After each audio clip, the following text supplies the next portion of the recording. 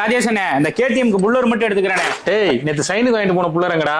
இந்த ஒருனே நேத்தே வந்து வச்சுட்டேனே, சும்மா நேத்தே சொல்லிக்கிட்டு இருக்கா. ஜோவர் கஸ்டமர்ட்ட லேபர் மட்டும் வாங்கினா பத்தாது, கடைக்கு டூல்ஸ் வாங்கி போடணும்டா. அடையேனே இவங்களை நம்பி டூல்ஸ் வாங்கினா போக வேண்டியதானே. ஆனா எனக்கு ஒரு டவுட்னே. என்ன டவுட்டு? என் கடைக்கு ஒரு டைம் வர்ற கஸ்டமர் திரும்ப வர மாட்டேங்கிறாங்க. ஏனே? ஏன்டா நீ வேலையெல்லாம் நல்லா தெளிவா தானே பாப்ப? ஆமாண்ணே, தெளிவா தானே பாக்குறேன். காசு கூட கம்மியா தானே வாங்குறேன். ஒரு டைம் வர கஸ்டமர் திரும்ப வர மாட்டேங்கிறானே. அதுக்கு விளக்கம் நான் சொல்றேன், நல்லா கேட்டுக்க. ஒண்ணு இல்ல, புதுசா ஒரு ஊருக்கு போற, அங்க ஒரு பெட்டி கடையில போயிட்டு ₹1 கொடுத்து ஒரு தேன் மிட்டாய் வாங்குற. அந்த கடைக்காரு காசை வாங்குறாரு, தேன் மிட்டாய் கொடுத்துட்டாரு, சாப்பிட்டு வந்துட்டார். அதுக்கு பக்கத்துல அப்படி இன்னொரு பெட்டி கடை இருக்கு, அந்த கடையிலயும் போய் ஒரு தேன் மிட்டாய் வாங்குற. ₹1 காசை கொடுத்துட்டு அந்த கடைக்காரு தேன் மிட்டாய் கொடுக்கறதுக்கு முன்னாடி, தம்பி வாப்பா, என்னப்பா ஆள் பார்க்க புதுசா இருக்க, உட்காருப்பா, வேற எதுவும் தேவையாப்பா, தண்ணி எதுவும் குடிக்கிறியாப்பான்னு சொல்லிட்டு அந்த தேன் மிட்டாய் கொடுக்குறாரு. இப்ப திரும்ப அதே வழியில வரும்பொழுது உனக்கு வேற ஏதாச்சும் ஒரு பொருள் தேவைப்பட்டா இந்த 2 கடைக்கு எந்த கடைக்கு போவ? 2வது கடைக்கு தான் போவேன். ஏன்? ஏன்னா அவர் நல்லா உரிமையா பேசினாரு, விசாரிச்சாரு. கரெக்ட்.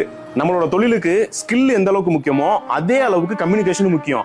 நம்ம தொழில் மட்டும் இல்ல, வேற எந்த தொழிலா இருந்தாலும் நீ கஸ்டமருக்கு எவ்வளவு தெளிவா சர்வீஸ் கொடுத்தாலும் சரி, ஆனா உன்னுடைய அணுகுமுறை அவங்கள்ட்ட எப்படி இருக்கோ அதை பொறுத்துதான் அவங்க திரும்ப நம்மள்ட்ட வர்றதும் வராததும் இருக்கு. நான் உன் கடைக்கு வரும்போது நிறைய டைம் கவனிச்சிருக்கேன். ஃபர்ஸ்ட் கஸ்டமர் வந்து வண்டியை சர்வீஸ் கொடுத்தாங்கன்னா அவங்கள்ட்ட கொஞ்சம் ஃப்ரீயா பேசு, அவங்க வண்டியில என்ன கம்ப்ளைண்ட் ஏதுங்கிறத சொல்லி புரிய வை.